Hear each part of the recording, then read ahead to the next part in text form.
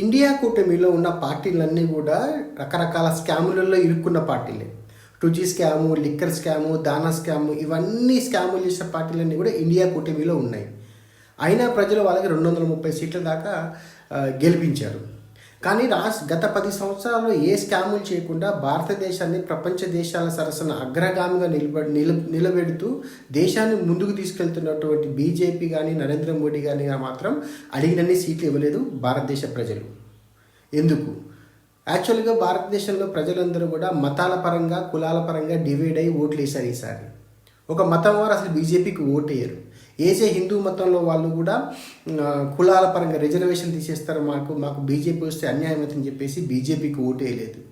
వీళ్ళు వాళ్ళ స్వార్థం కోసం, వాళ్ళ లాభం కోసం వాళ్ళ దేశ భవిష్యత్తుని తాకట్టు పెట్టారు. ఇది పరిస్థితి భారతదేశంలో. Very sad.